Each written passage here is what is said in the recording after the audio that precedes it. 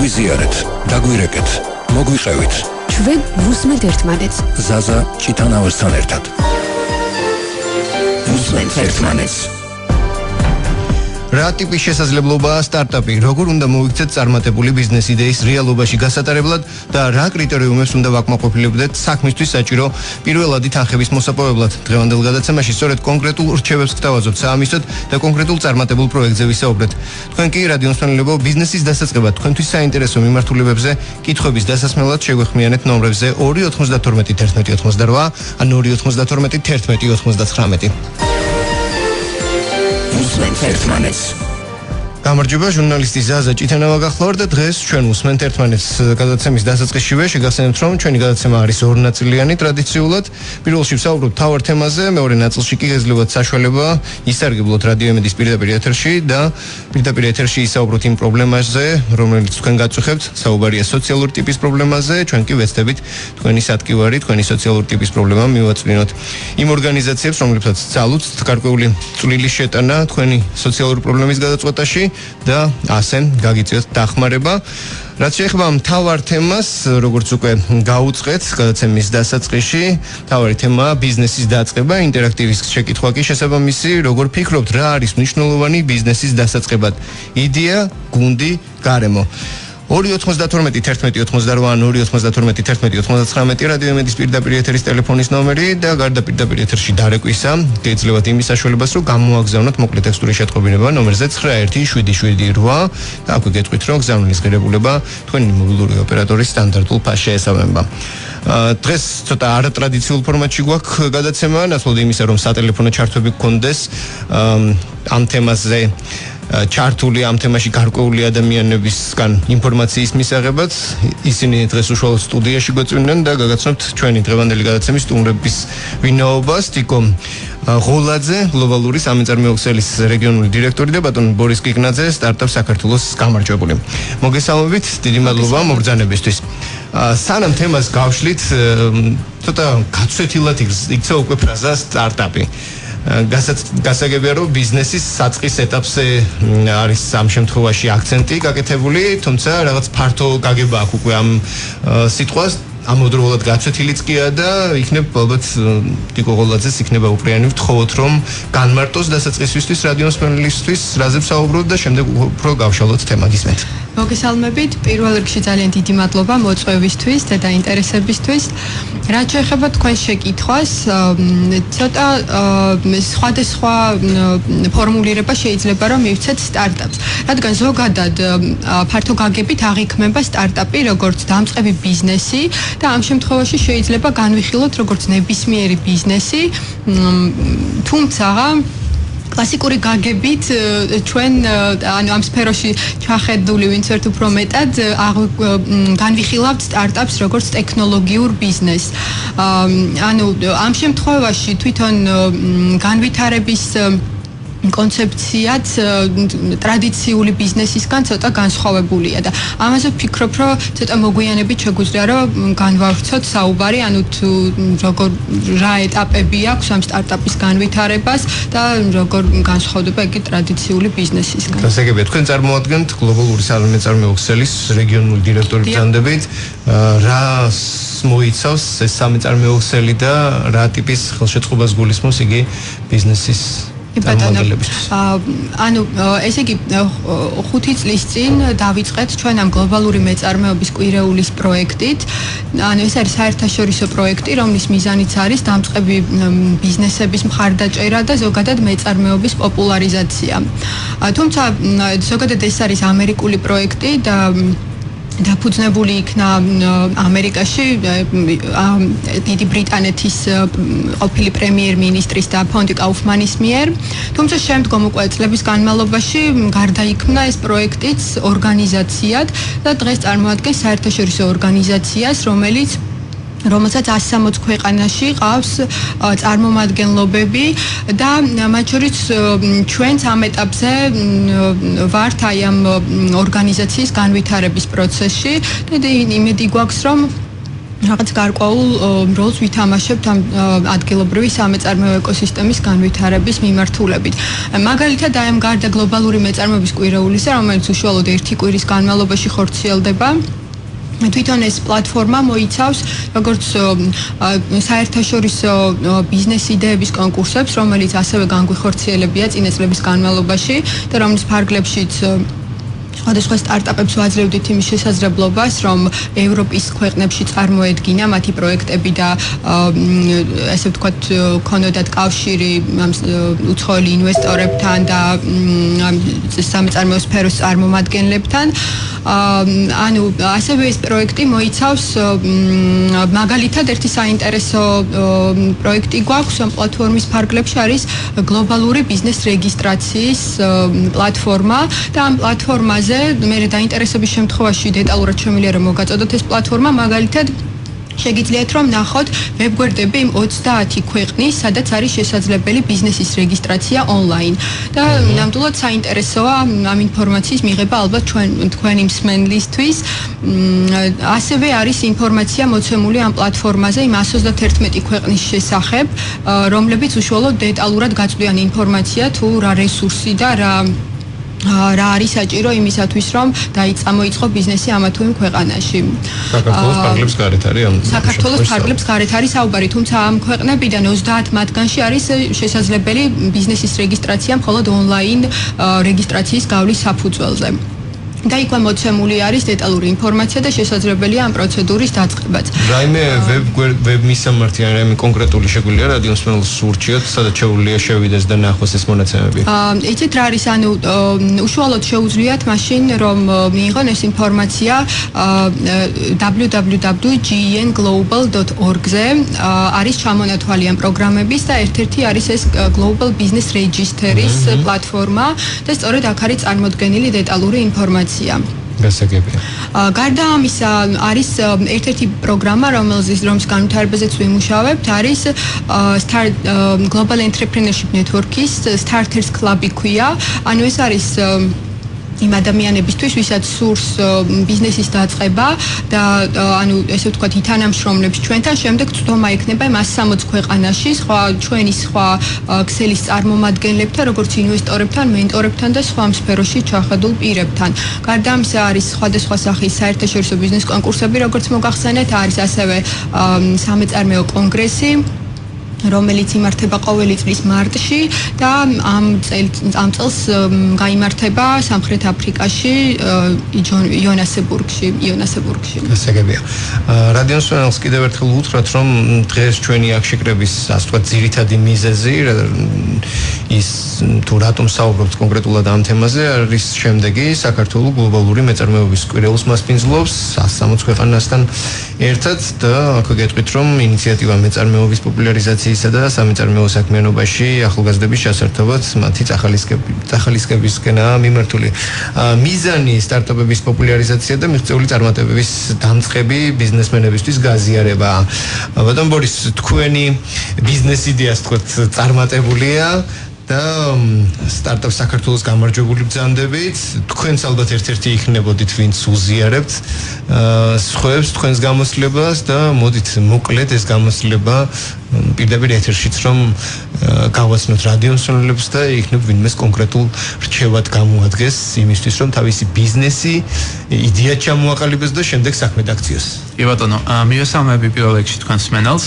და რაც შეეხება ჩევას აქ ჩვენ შეგვიძლია ვისაუბროთ კონკრეტულად ბიზნესის განვითარების ეტაპებზე და შეიძლება განახორციელონ იმისთვის რომ გახდნენ წარმატებულები, თუმცა თქვენ თავიდან ისაუბრეთ რა არის საჭირო და ის მთავარი კომპონენტები რაც შეიძლება იყოს ამ წარმატების ფორმულის. პირადად ჩემთვის ეს იწყება გუნდით. და შემდგომ უკვე გუნდი აყალიბებს იდეას. იდეა ჩვენს რეალობაში უკვე არ არის ისეთი ღირებული, ყველას აქვს იდეა და თითქმის შეუძლებელია ისეთი იდეა შექმნა, რომელიც მსოფლიოში არ არსებობს, რადგან თუ დაგუგლავთ აუცილებლად ტიპოვით რაიმე კონკურენტს თქვენი ბიზნესის. პირდაპირ სანიერებს და შემდგომ უბრალოდ ამ იდეაზე შეიძლება დააშენოთ თქვენი შემდგომი ბიზნესი და ინოვაცია. რაც შეეხება გუნდს, უმნიშვნელოვანესია რომ თავიდანვე შექმნათ ისეთი გუნდი და ითანამშრომლოთ ისეთ ადამიანებთან, ვინც არის გამოცდილი, ვისთან ერთადაც შეგიძლიათ კომუნიკაცია, რადგან სტარტაპის შექმნის პროცესში შენი გუნდის წევრი თითქმის შენი ოჯახის წევრი, რადგან ალბათ კარგი გუნდი ყავს, გარემოც შესაბამისი იქნება უკვე. თქმა უნდა, ერთმანეთს უნდა შევწყოთ ხელი და განავითაროთ ერთმანეთის შესაძლებლობები. და შემდგომ ამ კოლაბორაციის საფუძველზე უკვე შეიძლება შეიქმნას კარგი იდეა და ეს იდეა განავითაროთ. თქვენ ეს გზა გაიარეთ, როგორც ხვდებით და ამის შემდეგ რა ქენით კონკრეტული ქმედით? მე საბედნიეროდ შევქმნი ისეთი გუნდი, ვისთან ერთად სიამოვნებს მუშაობა და შემდგომ ჩამოვაყალიბეთ იდეა და შემდგომ უკვე დავიწყეთ იმაზე ფიქრი, თუ საიდან შეიძლება ინვესტიციების მოზიდვა და ასევე თუ არის ეს იდეა მისაღები ბაზარისთვის. შეიძლება ინვესტორისთვის ეს საინტერესო იდეა იყოს და ამაში მილიონები დოლარი ჩადო, მაგრამ როდესაც უკვე ამას შესთავაზებს შემოხმარებელს, არავინ არ იყიდოს საქმეში. ამიტომ საჭიროა სანამ ინვესტორებთან მივალთ, ძალიან კარგად გამოვიკვლიოთ ჩვენი მომხმარებელი. გამოკლება ფული ჯდება ხო? სულაც მაგალითად ჩვენ როგორ მოვიქცეთ ჩვენ დავიარეთ ლომბარდები და მათთან დავდიოდით და ვეკითხავდით კონკრეტულად ჩვენი პროექტის შესახებ თუ იქნებოდა მათთვის საინტერესო და შედეგად მივიღეთ ძალიან კარგი შეფასებები მათი მხრიდან და საბოლოოდ უკვე ამ შეფასებებით წარუსდით ინვესტორების წინაშე. ხო, მაგრამ ინვესტორისთვის რამდენად დამაჯერებელი იყო თქვენ, ასე ვთქვათ, თქვენს პროექტს ისედაც ლობირებთ. თქვენ მიერ ჩატარებული კვლევა იყო, რამდენად სანდო იყო მისთვის და სანამ საქმიან ურთიერთობაზე გადავიდოდნენ, თავად ხომ არ ჩაატარეს კვლევა, რომ დარწმუნებულიყვნენ მის ისტორიაში. რა თქმა უნდა, ინვესტორისთვის საინტერესო არ მხოლოდ სტარტაპების მეწარმეების შეხედულებები, არამედ სწორედაც გამოკვლევის შედეგები. როდესაც წავიდგენთ პლუს ამას, რა თქმა უნდა, მათ აქვს წარმოადგენა თუნდაც საფინანსო ბაზარზე და ლომბარდების ბიზნესი როგორ მოქმედებს. და ამ სფეროში ჩახედული ინვესტორები უკვე თავის გამოცდილებას გიზიარებენ და გეკითხებიან ამა თუ იმ კითხვას. და რა თქმა უნდა საჭირო ყველაფერს კითხვას პასუხი გქონდეს და ნაფიქრი. და ამით შეგიძლია შენ უკვე დააწმუნო შემდგომ ინვესტორები. ნუ, როდესაც ბიზნეს იდეით მიდიხარ, პრეზენტაცია ერთ-ერთი მნიშვნელოვანი რგოლია, რომ დააჯერო და დაარწმუნო შენი იდეის ისტორიაში. მოკლედ არ გითქვიათ თქვენ ჯერჯერობით რა ტიპის პროექტი იყო, რომელმაც გაიმარჯვა და გახდით სტარტაპ საქართველოს. როგორც აღმოჩნდა, რამდენიმე თვის წინ დავიწყეთ ფიქრმა და ჩემმა გუნდმა იდეაზე და იდეა შემდეგში მდგომარეობს, რომ ჩვენ გადავხედეთ არსებულ სტარტაპებს და ეკოსისტემას, არამედ საქართველოში, არამედ სოფლიოში და ერთ-ერთი ძველი ინდუსტრია, რომელიც სოფლიოში არსებობს, არის ლომბარდები, რომლებიც, როდესაც ჩვენ გამოვიკვლიეთ, არის თითქმის განუვითარებელი და მე-20 საუკუნეში ჩაჩენილი. რაც გულისხმობს, რომ არ არის არანაირი ტექნოლოგიური სიახლე მათში ინტეგრირებული და თანამედროვე ინოვაციები არ არის. IT ტექნოლოგიები ინტეგრირებული როგორც მართვის სისტემაში, ასევე საგადასახადო არხის მართლობებით. თქვენი იდეა. ჩვენი იდეა გულისხმობს მთლიანი სალომბარდო პროცესის ონლაინში გადაყვანას. ეს იქნება ნივთის დალომბარდება, ეს იქნება ლომბარდების მხრიდან მენეჯმენტის პროგრამა, რომელსაც გამოიყენებენ თავის საქმიანობისთვის და Excel-ს და Word-ს და კალკულატორებს. და შემდგომ უკვე შეეძლებათ ონლაინ გადახდები განახორციელონ და მიიღონ მომხმარებლებისგან, მომხმარებელთან კონდეთ სვდომა და კომუნიკაცია SMS-ის და ჩატის მეშვეობით და ასევე ჩატარებული ნივთების რეალიზება შეეძლება ჩვენს ონლაინ შოპზე. რაც ხელმისაწვდომობა ჩამბარებელსა თუ შეძენის სურვილს ექნება ყველას და მოგწევთ ვაგზალზე სიარული და იქ ნივთების ჩაბარება და ასე ეჯერადათ მხოლოდ. და თქვენ კონკრეტულად ვის მიმართეთ ამ იდეით და მიიღეთ თუ არა სასურველი რაოდენობით ფინანსური შეწყობა. კი, ამ იდეის დონეზე ეს იდეა გქონდა, უკვე მონაწილეობა მივიღეთ სტარტაპ საქართველოში, რომლის ფარგლებშიც ჩვენ მოვხდით გამარჯვებულებს შორის და ჩვენი იდეა დააფინანსეს 100,000-ით და შედეგი საკმარისი არის რამდენიმე თვის, რათა შევქმნათ პროტოტიპი და დავიწყოთ უკვე მარკეტზე ამის ცდა. შემდგომ უკვე დაახლოებით 2 თვეში როცა გვექნება პროდუქტი, დაჟე უფრო ადრე, შევძლებთ ვაჩვენოთ შემდგომი განვითარების ეტაპები. შემდგომი შეიძლება ლომბარდის სეგმენტში მოთამაშე დიდმა კომპანიებმა გამოისყიდონ კიდევაც, ხო, ალბათ ამაზე გაგვიცხადოთ. ინტერესი არის სხვა ინვესტორებისგან, მიუხედავად იმისა, რომ ჯერ მხოლოდ პროტოტიპი გვაქვს. აქვს და უკვე არის ინტერესი. ჩვენი გადაცემისთვის გამოყოფილი პირველი ნაწილის დრო უახლოვდება დასასრულს, სარეკლამო პაუზის შემდეგ ჩვენ კვლავ დაბრუნდებით ეთერში და განვაგრძობთ საუბარს ისეთ თემაზე, როგორიც არის ბიზნესის დაწყება, ინტერაქტივის კითხვა კი არის შემდეგი რადიოსმენელებო, როგორ ფიქრობთ, რა არის მნიშვნელოვანი ბიზნესის დასაწყებად? იდეა, გუნდი თუ გარემო? 2.92.11.88 2.92.11.99 ამ ნომრებზე უახლოესი 20 წუთის განმავლობაში, ნახევარი საათის განმავლობაში ჩვენ კვლავ ველოდებით თქვენს ზარებს. გაგვიზიარეთ, დაგვირეკეთ, მოგვიყევით 292 11 88 292 11 99 უსმენთ ერთმანეთს. ჩვენ კვლავ პირდაპირ ეთერში ვართ, გადაცემა უსმენთ ერთმანეთს. მეორე ნაწილია ამჯერად გადაცემისა, რომელიც გაძლევთ იმის საშუალებას, რომ დარეკოთ და რადიო იმედის პირდაპირ ეთერში ისაუბროთ იმ სოციალურ პრობლემაზე, რომელიც გაწუხებთ, ჩვენ კი ჩვენს აქტივარს ასე ვთქვათ მივაწვდეთ იმ ორგანიზაციებს, რომლებსაც შეუძლიათ დახმარება გაგიწიოთ თქვენი სოციალური ტიპის პრობლემის გადაჭრაში. რაც შეეხება მთავარ თემას, რომელიც დღეს სასაუბრო შევარჩიეთ, ეს არის ბიზნესის დაწყება. შეკითხვა კი შემდეგია რადიოსმენელებო, როგორ ფიქრობთ, რა არის მნიშვნელოვანი ბიზნესის დასაწყებად? იდეა, გუნდი თუ გარემო? 2.92.11.88 2.92.11.99 რადიო იმედის უსვლელი ნომრებია თქვენი ზარების მოლოდინში. ერთ-ერთი მსმენელი უკვე ხაზზეა. საღამომშვიდობისა, გისმენთ. გამარჯობა ბატონო დაზა. გისმენთ. შეიძლება სტარტაპებს მას კაი რაღაც არის მაგალითად, მაგრამ ამისთვის იდეისა და გუნდის გარდა საჭირო არის კიდე სფერო, გარემო და ლობიზმი. ჩვენ ვიცით რომ სტარტაპების რაღაცა ნაწილი ფინანსდება ეცე რომ მე შეიძლება პრაქტიკულად მისი 80% დაგჭეს საჩუქრად თუ ვერ გადაიხადე ან თუ საერთოდ როგორც თქვიან ჩაგივარდა ეს კოვზი ნაცარში. მიუხედავად იმისა რომ ისეთი ინიციატივა პრაქტიკულად და იდეა რომ რაღაც ახალი გამოიგონოს იმისანა სახელმწიფოში სადაც მოსახლეობას ფულის ნიშნები არ აქვს და ტოტალური სიღარიბეა და ფული კეთება მარტო ჩვენ ვიცით კომუნიკაციებში, ბენზინში, დიზელში, გაზში, ელექტროენერგიაში და შეიძლება ითქვას ფარმაცევტიაში და პლუს ამას კიდე ტურისტული განხრებით რესტორნებში და სასტუმროებში თუ იქ ნაცნობი არ აქვს და ვინმე არ ჩაგისვა წილში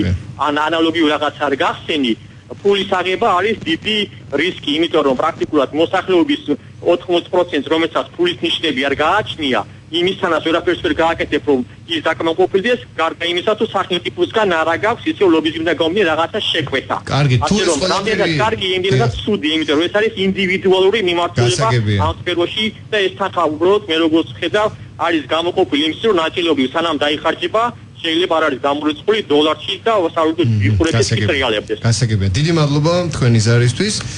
თუმცა კითხვა ცოტა სხვაგვარია, როგორ ფიქრობთ, რა არის მნიშვნელოვანი ბიზნესის დასაწყებად? იდეა, გუნდი თუ გარემო? ამ მიმართულებით კონკრეტულ პასუხს ვეძებდით. ძალიან დიდი მადლობა იმისთვის, რომ დაგვირეკეთ, მაგრამ აქვე კიდევ ერთხელ შეგახსენებთ, რომ დღეს ჩვენ გვყავს სტუდიაში სტუმრად გლობალური სამეწარმოქმედების რეგიონული დირექტორი თიკო ღოლაძე, ასევე ბორის კიკნაძე, რომელიც სტარტაპ საქართველოს გამარჯვებულია და გაძლევათ იმის შანსი, რომ ბიზნესის დაწყების მხრივ კონკრეტული ინფორმაციის მისაღებად თქვენთვის საინტერესო კითხვების დასასმელად პირდაპირ ეთერში მოგემსახუროთ რადიო იმედის პირდაპირ ეთერის ტელეფონის ნომრები 292 11 88 292 და სანამ მორიგენს მენელი დაგვირეკავს და კონკრეტული კითხვით შემოვა, ჩვენ განვაგრძოთ დიალოგი. ბიზნესის საქმიანობა ადვილი არაა. და გარდა იმისა რომ უნდა გქონდეს რაღაც ალღო და ასე შემდეგ, მინიმალური ცოდნა სასურველია როგორც მინიმუმ და გარკვეული უნარები უნდა განავითარო იმისთვის რომ წარმატებული იყო მით უმეტეს ასე სწრაფ ტემპში ტრანსფორმირებად გარემოში და მსოფლიოში. სტარტაპების განვითარება ამ ხრივ კლიმატის ხელშეწყობა სპეციალური კარგი სასათბურე კლიმატის შესაქმნელად ბოლო 3 წელია ხშირად გვესმის ეს ფრაზა სტარტაპების ხელშეწყობა, განვითარება და გლობალური ამ ხრივ სტარტაპ საქართველოს არის ჯერჯერობით და ყველაზე რთული სტარტაპების შემთხვევაში ბიზნესის დაწყების ხელშესაწყობად არის თანხა, ის პირველადი თანხა, რომელიც საჭიროა. გასაგებია არსებობს მეთოდი, როდესაც ადამიანები კონკრეტული ბიზნეს იდეით გამოდიან, მის ასე ვთქვათ, პირველად სახეს განათავსებენ ინტერნეტში და კონკრეტული სურვილები მსოფლიოს ნებისმიერი კუთხიდან წინასწარ შედიან რაღაც თანხებს აძლევენ იმისთვის რომ ეს იდეა განავითარო რადგან ისინი საწყისშივე ხედავენ რომ ეს შეიძლება წარმატებული იყოს და შეიძლება შემდეგ აქციონერებიც კი გახდნენ თუმცა ეს ერთი მიმართულებაა მაგრამ სახელმწიფოს მხრიდან ხელშეწყობა კიდევ უფრო კონკრეტულ სახეზღებულობს თქვენ როგორც გამარჯვებული სტარტაპ საქართველოში და თქვენ როგორც ჩართული ამ საქმეში გალბატონ დიკო როგორ ფიქრობთ რა გვაკლია იმისთვის რომ ბიზნესის განსავითარებლად უფრო მეტი გავაკეთოთ და შედეგი უფრო მაღალი და მეტი იყოს ვიდრე დღეს გვაქვს რა მიმართულებებით უნდა განვავითაროთ მუშაობა ძალიან კარგი კითხვა. რაც შეეხება ეკოსისტემას და მეწარმეობის განვითარების ხელშეწყობას საქართველოში, ამ ხევში შეიძლება ძალიან ბევრი რამე გაკეთდეს, არ მხოლოდ სახელმწიფოს მხრიდან, არამედ კერძო ბიზნესის მხრიდან და ერთ-ერთი მნიშვნელოვანი ასპექტი ამ ხრივ არის ასევე მედია. საჭიროა რომ მედია იყოს უფრო მეტად აქტიური მიმართულების წახალისების მხრივ. მაგალითად, ავიღოთ როგორ განვითარდა ამერიკაში მეწარმეობა. იქ წარმატებულ მეწარმეებს ყოველთვის აჯილდოვებდნენ და ყოველთვის მედიაში მათ შესახებ ინფორმაცია ვრცელდებოდა და ცდილობდნენ რომ წახალისება მოეხდინათ და მათგან შეექმნათ გმირები და ამან ძალიან შეუწყო ხელი. რაც შეეხება სახელმწიფოს მხრიდან კანონმდებლობის და რეგულაციების შემუშავება საჭირო რომელიც ხელს შეუწყობს იგივე საგადასახადო კუთხით ხოლო რაც შეეხება კერძო ბიზნესს, აქ საჭიროა რომ ბიზნესმა განახორციელოს ინვესტიცია ინოვაციურ იდეებში, უკვე წარმატებულმა ბიზნესმა და უკვე შემდგომ მოხდეს საზოგადოების ტრანსფორმირება მათი აზროვნების, რომ მოხდეს ქართული პროდუქციის ახალისება და თავადმომხმარებელს კონდეს იმის საშუალება და სურვილი, რომ ადგილობრივ მეწარმეებს შეუწყონ ხელი შემდგომი განვითარებისთვის. და ეს რა თქმა უნდა ინტეგრირებული უნდა იყოს განათლებაში და უნივერსიტეტებში და სკოლაში არა მხოლოდ ბიზნესის სწავლებოდეს ტრადიციული განხრით, არამედ მეწარმეობა, როგორც ეს არის წარმოადგენილი უკვე ევროპულ ქვეყნებში და ამერიკის შეერთებულ შტატებშიც.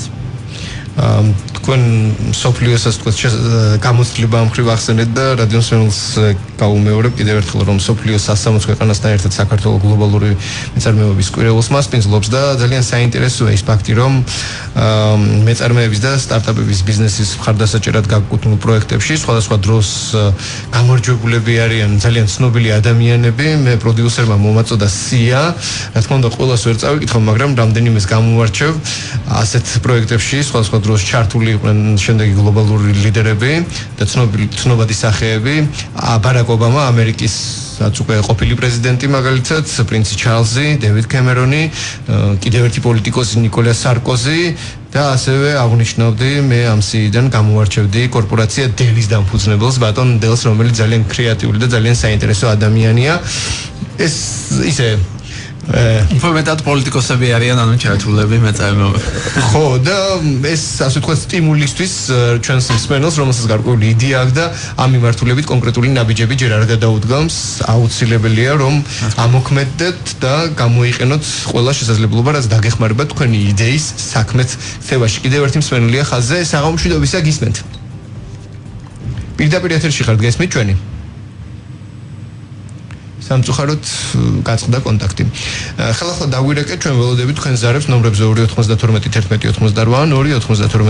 292-11-92-11-11-99 მგონი ხელახლა დაგვიკავშირდა მსმენელი და მას მივცეთ საშუალება რომ გამოთქვეს თავისი აზრი ან დაგვისვეს კონკრეტული კითხვა. საღამომშვიდობისა გისმენთ. გამარჯობა ბატონო ზაზა. გამარჯობა გისმენთ ხალხო. ნებას მომქენ შეკითხვა მაქვს და კიდევ ერთი პატარა სათხოვარი. ბატონო ზაზა ჯერ პირველი რა მინდა გთხოვოთ რომ ეს დილით იყო სულშუათვისას თქვენს არხზე მოწვეული იყო ნოტარიუსი და ნოტარიუსის პროფესიის შესახებ საუბრობდა და ხომ ვერ გამირკვევთ რა გვარი იყო ეს ერთი სათხოვარი პატარა და მეორე რა მინდა შეგეკითხოთ იცით აი ამ სტარტაპ საქართველოს შესახებ აი ეს წამოწყება რომ არის ვიდრა შეესაქმე აი მაგალითად ასეთ ავიკითხე მე ახლობელმა უფრო მიმდენად კარგად ვერ ვერკვევი ეს ვეგეტარიანული აი სოიოს სოსისები ესე იგი საქართველოში აქ აღმოაჩინეს რომ მომხმარებლებმაო ხორცის მაგივრად სოიო და ერთი ამბავი ატეხეს რომ როგორ თუ ხორცია ხორცი და ეს პაკეტი ცოტა ძორი არ მოგვეცითო კი მაგრამ დაუშვათ ერთი წუთით დაუშვათ აი მოვიფიქრე ესეთი რაღაცა რომ წამოვიწყო სოიო სოსისების გაკეთება დაუშვათ ერთი წუთით რომ ესეთი სასწაულდე მე რაღაც შესაბამისი თანხით დამაფინანსეს რომ მაგალითად და ჩართი იქ ხალხიდან დაუშვათ სიტყვაზე ვიძახი დიახ შემდეგ აი წარმოიდგინეთ ეხლა და უცბად წამოიწყეს რომ რატომ ხორცი არ არის და ხორცი აი ამის შესახებ იქნება ის სათხოვარის მიგოთ და ამაზეც მიპასუხონ თქვენმა აი იმ სპეციალისტებმა. გასაგები ერთი წამი ყურმულს ნუ დაკიდებთ ახლა გადაგრთავთ ეთერს მიღმა. უშუალოდ იმ გადაცემის წამყვანი ქალბატონი თამარი გაგცემთ პასუხს თუ ვინ ყავდა სტუმრად დღეს გადაცემაში ნოტარიუსის თემაზე რაზეც ვკითხეთ და მეორე კითხვა ბოლომდე რაღაც შეიძლება ვერ გავიგე მაგრამ ნუ რაც ასე ვთქვათ კონსულტაცია რომ მივცეთ ამ კითხვას ფორმა ალბათ იყო ასეთი რომ თუ თქვათ სოიოს სოსისებს მოამზადებს მე რო პრობლემა არ შექმნას მაგრამ ალბათ ეს თავისუფლად იმას გულისხმობს როდესაც პროექტზე მუშაობთ წინასწარ რისკებია შესწავლილი და იქიდან ვღებულობთ პასუხს ასე ვთქვათ იქნება თუ არა ეს გაყიდვადი ან მოთხოვნადი ხო? კი ბატონო თუ ჩვენ კონკრეტულად ვისაუბრებთ სტარტაპ საერთო შემთხვევაში უნდა აღნიშნოთ რომ ამ პროექტის პარალელში ფინანსდებოდა მხოლოდ გლობალური და ინოვაციური ტექნოლოგიური პროექტები და სოიოს სოსისები ამ მიმართულებით არჩევდებოდა. რაც შეეხება კონკრეტულ კითხვას, შეიძლება აქ თავად ქალბატონმა იფიქროს თავიდან, სანამ ბიზნეს დაიწყებს, თუ რა ვთქვათ, რეგულაციები და პრობლემები შეიძლება შეექმნას იგივე სამომხმარებლო და საკანონმდებლო დონეზე და რამდენად შეესაბამება ეს ხარისხის კონტროლს და ნიშანს. და შემდგომ შეიძლება თუ არა ამის გაყიდვა. თუმცა მე მაქვს ინფორმაცია, სოფლიოში უკვე არსებობს მსგავსი გამოცდილება და არსებობს უკვე სოსისები. თქვათ ინოვაციური შეიძლება ეს არ იყოს, მაგრამ ერთ-ერთი ექსპორტის და იმპორტის წყარო გახდეს მისთვის. ზოგადად შემიძლია რომ დავამატო კიდე ერთი რეკომენდაციის სახით, რომ თქვენ შეგიძლიათ ნახოთ მეწარმოების განვითარების სააგენტოს ვებგვერდზე არის 5000 ლარიანი გრანტები და ქართული ჯი არის და მიიღოთ მონაწილეობა ქართული და შეგიძლიათ რომ მიიღოთ მონაწილეობა არის ბიზნეს იდეების კონკურსი კონკრეტულად დედლაინები თარიღები არ ვიცი როგორ არის თუმცა ნამდვილად შეუძლია რომ განსაკუთრებით რეგიონში თუ მოახდეს ამის განვითარებას უფრო პრიორიტეტული იქნება და შესაძლებლობა ექნებას რომ წამოიწყოს და განავითაროს საკუთარი საქმიანობა. თავისი იდეა რომელიც შეიძლება საქმე დააქციოს. მორიგინსვენლია ხაზე საღამომშვიდობისა. გისმენთ. საღამომშვიდობისა.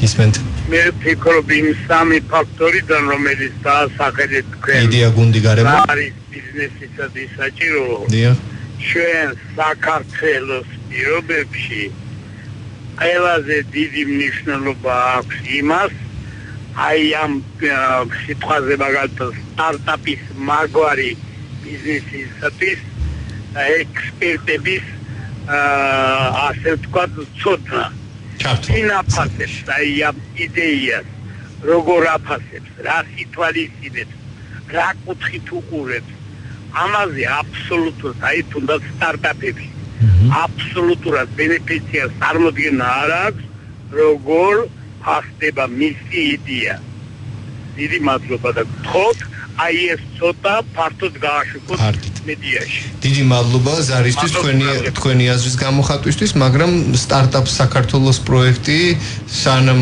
ვინ რომელიმე პროექტს ვთქვათ გამარჯვებულის მიმართულებით წაიყვანს, ან გამარჯვებულს გახდის, მგონი სწორედ იმასაც გულისხმობს, რომ ასე ვთქვათ შეისწავლოს რისკები, რეალობა და მისი საჭიროება თუნდაც პროექტისა, ხო? კი, რა თქმა უნდა, ნებისმიერ მეწარმეებსაც ისიცხებს აი მე იდეაზე მუშაობას და ბიზნესზე პირველ რიგში ის თავად უნდა გახდეს ამ მიმართულების ექსპერტი. უნდა შეისწავლოს ეს მიმართულება ძირეულად და ნახოს რა ასპექტები შეიძლება იყოს ხელისშემშლელი ან წამახალისებელი მისთვის. რაც შეეხება უკვე არსებულ ექსპერტებთან კონსულტაციას, კი რა თქმა უნდა, შეუძლია გაიაროს, თუმცა ძალიან ხშირად ხვდებით ხოლმე დაბრკოლებას თუნდაც მათი მხრიდან, როდესაც ისინი ხშირად გიმტკიცებენ, რომ ეს არ გამოვა, რაღაც არ გამოვა. მით უმეტეს თუ კი ვსაუბრობთ უბრალოდ რადგანაც მათ ნაკლები შეხება ქონდათ თავის დროზე თანამედროვე ტექნოლოგიებთან. თანამედროვე ტექნოლოგიები და IT მიმართულება ისე საფად ვითარდება, რომ უკვე ჩვენც ახალგაზრდებით ხშირ შემთხვევაში ვერ ვეწევით იმ ტენდენციებს, რაც სოფლიოში არსებობს. თუმცა რა თქმა უნდა მათი ძირეული გამოცდილების გაზიარება საინტერესო იქნება ნებისმიერი მეწარმეის. მე უფრო მეტ ინფორმაციას მოიპოვებ ყველა კუთხიდან, ყველა რაკურსიდან ერთ კონკრეტულ თემაზე, მით უკეთესია ალბათ. თიკო, თქვენ ბრძანდებით გლობალური სამეწარმეო ქსელის რეგიონული დირექტორი, ანუ რეგიონში ამ შემთხვევაში საქართველოს იგულისხმება, ხომ? ჩვენ იგივე ჩვენს მეზობელ ქვეყნებთან შედარებით ამ ხრივ რა მდგომარეობაში ვართ? კარგად ვართ თუ კიდევ ბევრი გვაქვს განსავითარებელი ბიზნესის დაწყების ხრივ ხელშესაწყობად? იცით რა არის აი სომხეთში მაგალითად საკმაოდ განვითარებული არის ეს ტექნოლოგიური სტარტაპების სამეწარმეო ეკოსისტემა, რადგან მათ ცოტა ადრე დაიწყეს იგივე ამ დაფინანსების სისტემის განვითარება. სწორედ ამიტომ ჩვენ თუ ამ ეტაპზე გვყავს ეს 20 თუ 50 დაფინანსებული სტარტაპი, რომლებსაც უკვე გარკვეული შედეგები რამოდენიმე თვეში ექნებათ, მათ უფრო ბევრად ადრე გქონდათ უკვე გარკვეული წინსვლები და ასე რომ ვფიქრობ, რომ არის არა მხოლოდ დაფინანსება, ბევრი კომპონენტი არის, რომელიც ეკოსისტემის განვითარებას უწყობს ხელს და ძალიან მნიშვნელოვანია, რომ ეს იწყებოდეს, როგორც ბორისმა აღნიშნა, სკოლიდან და უნივერსიტეტიდან. თუმცა ამ მხრივ ბევრი წინსვლა შეინიშნება საქართველოში, იმიტომ რომ არის ძალიან ბევრი ამ მეწარმეობის ხელშემწყობი პროგრამები, ასე ვთქვათ, ბიზნეს ინკუბატორებისა და აქსელერატორების სახით წარმოდგენილი. სკოლებში არის მეწარმეობა, სკოლებში ისწავლება მეწარმეობა, თუმცა პროგრამაც არის სახელმწიფო რამდენადაც ვიცი, თუმცა კერძო სკოლებშიც არის გარკვეულ სკოლებში. მაგრამ უნივერსიტეტებში უკვე შეინიშნება ვითარდება ბიზნეს ინკუბატორების განვითარების პრაქტიკა, რაც არის ძალიან მნიშვნელოვანი თუნდაც იმისათვის, რომ მზად იყო უკვე შემდგომი ეტაპისთვის, რაც არის დაფინანსება. რეალურად ცოტა რთული იქნება, ვისაც გამოცდილება არ აქვს ალბათ ამ სფეროში, პირდაპირ რაღაცა იდეა რომ ჩამოაყალიბო და მონაწილეობა მიიღო თუნდაც სტარტაპ საქართველოს ან რომელიმე საერთაშორისო აქსელერაციის პროგრამაში ინვესტიციის მისაღებად, გარკვეული გამოცდილების გარეშე ალბათ რთული იქნება, იმიტომ რომ გარკვეული ეტაპები არის ამისთვის საჭირო, უნდა გყავდეს სწორი გუნდი ფორმირებული, ბიზნეს მოდელი ჩამოყალიბებული, პროტოტიპი შემუშავებული და ასე შემდეგ. ძალიან მნიშვნელოვანია ასევე მენტორინგის, ესე ვთქვათ, კონსალტინგის პროცესი და ამ ყველაფერს უზრუნველყოფს სწორედ აი ეს ესე ვთქვათ, ამ ინკუბაციისა და აქსელერაციის ფაზები, რასაც გადიან სტუდენტები უნივერსიტეტებში და შემდეგ უკვე მზად არიან შემდგომი ეტაპების გადასალახად. მით უმეტეს ეს ამდენი სხვადასხვა თემატური ლაბის გახსნა უმაღლეს სასწავლებლებში და მათი მომრავლებას, ასე ვთქვათ, მე მგონი კარგი ხელშეწყობა უნდა იყოს სხვადასხვა ბიზნესისთვის და იგივე ბიზნესის კონკრეტული, ასე ვთქვათ, ხელშესახები პროდუქტის, თუნდაც საცდელი მაკეტური პროდუქციის შესაქმნელად რო წარმოდგენა მეტი შეექმნათ და ასე შემდეგ, ეს ალბათ ხელშემწყობი დიდი ფაქტორი უნდა იყოს. პრინციპში 2 წუთი რჩება და ერთი ასეთ კითხვა მაქვს ალბათ ბორისის მიმართ ალბათ რადიოს მსმენელებს საინტერესებთ. თქვენ ხართ სტარტაპ საქართველოს გამარჯვებული, მიიღეთ 100,000 ლარიანი თანხა. ეს გრანტია?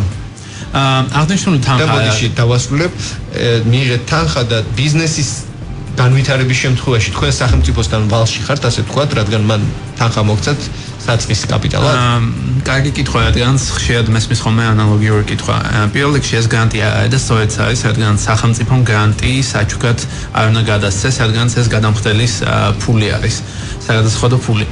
ეს თანხა არის ინვესტიცია გარკვეული წილის სანაცვლოდ კომპანიაში. შემდგომ კომპანია იღებს ვალდებულებას, რომ მაქსიმუმ 7 წლის განმავლობაში დაუბრუნოს სახელმწიფოს ეს ვალი მინიმუმ იმ რაოდენობით რაც ჩადო. ანუ ბიზნესი ჩაგივარდეთ? თუ ბიზნესში ამის რისკები არსებობს, რა თქმა უნდა, მაგ შემთხვევაში სახელმწიფო უკვე ვეღარ შეძლებს იმ თანხის ამოღებას კერძო პირისგან, მაგრამ ამის ალბათობა არის, რა თქმა უნდა, 90%, თუნდაც 10% ვარ გამართულ სტარტაპებიდან, ხშირ შემთხვევაში ეს სტარტაპები მილიონიანი კომპანიები ხდებიან სამომავლოდ და ფარავენ იმ ხარჯებს და იმ რისკს, რაც თუნდაც იმ 90%-ის შემთხვევაში ხდება. ანუ პროცენტის გარეშე განვადებით გაძლევთ სახელმწიფო ფაქტობრივად. გარკვეულწილად და პირიქით სამომავლოდ ჩვენ ქართველი საგადამხდელო ადამიანების მხრივ ვართ ვალდებულები, რადგან მოქალაქეები გაძლევენ სახელმწიფოს დახმარებით თანხას კონკრეტულს, იმისთვის რომ მე მიიღონ როგორც თანხა ბიუჯეტში, ასევე საზოგადოებრივი სიკეთეები უკვე იმ პროდუქციის სახით სამუშაო ადგილები და ეკონომიკაში, რა თქმა უნდა, ინვესტიცია საწარმოს მხრიდან, როდესაც ის გადაიხდის გადასახადებს. გასაგებია.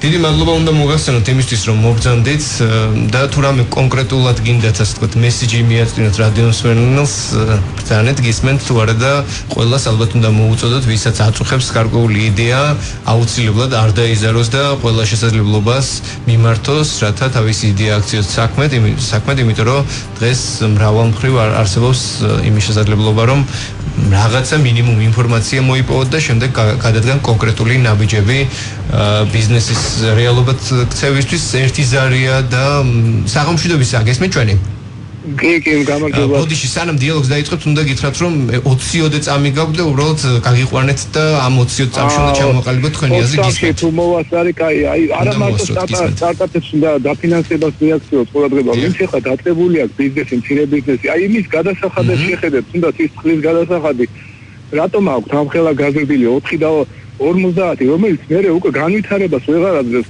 რომ დააფინანსებს იმ სტარტაპს, ხო მერე ხო იმას განვითარება უნდა, ანუ თუ ცირე მეწარმე არის ის, ხო? 90% ვეღარ მიდის იქამდე რომ მიაღწიოს მიზანს. ეს ხელა გადასახადები და ისეთი არის, რომ თქვით ის კლიმატი არ არის შექმნილი და აი ზუსტად ამ მებჯობია რომ მივაქციოთ ყურადღება ვიდრე ადამიანს მივცეთ ფული და რაღაცა ქულები დაიწეროს ვიღაცამ რომ აი დავაფინანსებ.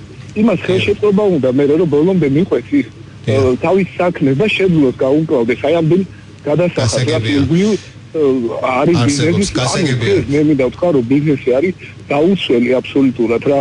და თქვენ გინდათ რომ სახელმწიფომ აქცენტი გააკეთოს მცირე ბიზნესის განვითარების ხელშესაწყობად მეტი იმოქმედოს. გასაგებია. ანუ აი კონკრეტულად აღარ დამასწრე ეხლა თბილისის წყალში მივიდნენ და უთხრა რატო არის ამ ხელა გადასახადი. რატო აქვს 4 და 50, რატოაც 27 თეთრი. გასაგებია. დიდი მადლობა იძულებული ვარ გაგიყვანოთ თქვენი სათქმელი თქვით და იმედი გვაქვს რომ ამას ყურად იღებენ შესაბამისი სამსახურები და გადაცემის მიწურულს კიდევ ერთხელ შეგახსენებთ რომ რადიო იმედი და სოციალური ვებ პლატფორმა ვიხელწერტილიჯი ახორციელებთ ერთობლივ საქველმოქმედო კამპანიას და ამგვარად ვცდილობთ დავეხმაროთ მათ ვისაც ყველაზე მეტად ჭირდება ამ კვირაში ჩვენ 28 წლის გურამ ლომსაძეს ვეხმარებით მას ნაწლავის პერფორაცია აქვს და ოპერაცია და პოსტოპერაციული რეაბილიტაცია სჭირდება რაც 4605 ლარი ღირს შეგიძლიათ მის დასახმარებლად დარეკოთ ტელეფონის შემდეგ ნომერზე 091771 ზარისღირებულება 1 ლარია ამ დამატებით ინფორმაციისთვის ეწვიოთ ვებგვერდს ვიხელწერტილი.g და დაეხმაროთ დღევანდელ ბენეფიციარს მე აქვე ვისარგებლებ შემთხვევით და რადგან ბატონი ბორისი აგრძანდება